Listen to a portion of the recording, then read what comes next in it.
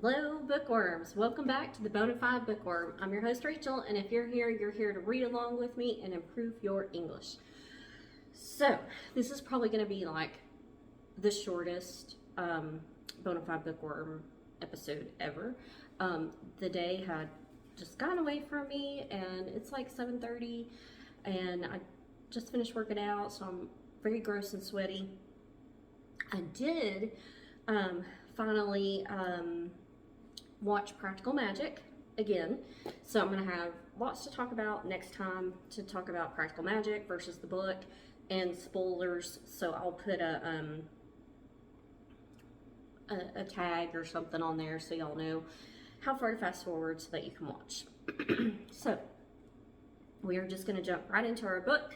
We're not getting into any laws or anything like that because, like I said, it's just today has been a very busy day and it just didn't work out the way I'd planned as far as my time management skills today.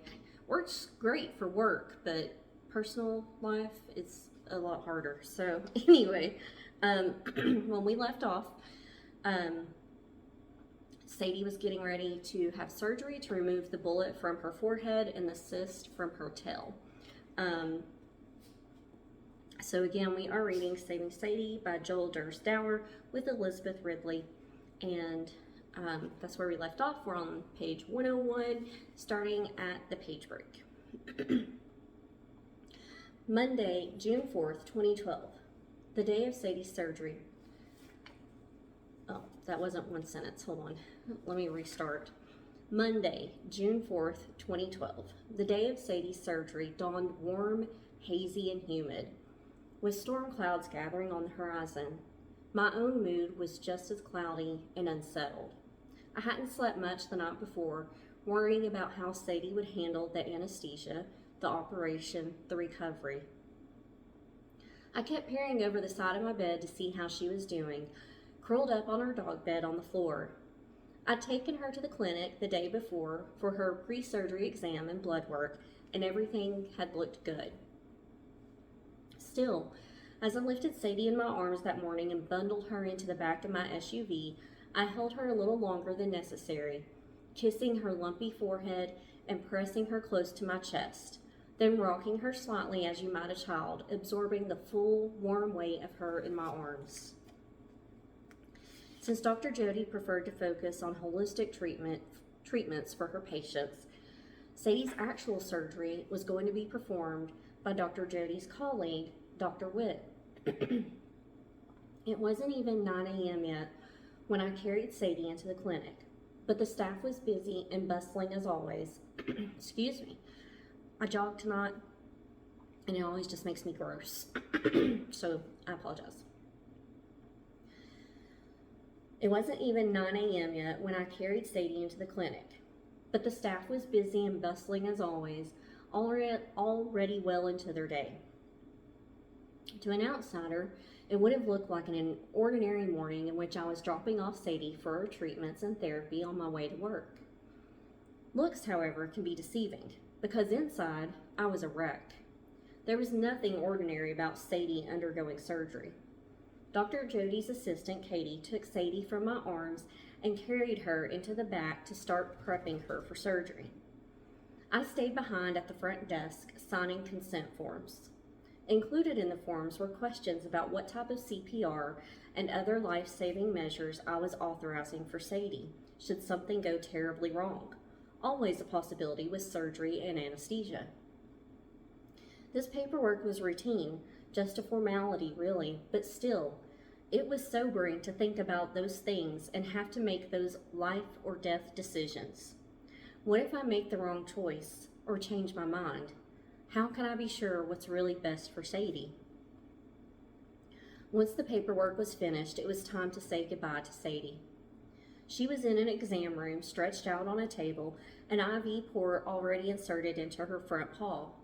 I kissed her forehead, then rubbed it with my chin, feeling the bullet beneath the skin for what I hoped would be the final time. I would have preferred to have stayed at the clinic all day, close to Sadie in case she needed me. But really, there was nothing I could do here but sit and wait. She'd spend most of the afternoon sleeping off the anesthetic. And considering my financial circumstances, I certainly couldn't afford to take a day off work. There are no paid sick days or personal days when you're self-employed. As I climbed into my SUV and pulled out of the parking lot, I felt utterly bereft, desperately trying to think of something other than Sadie.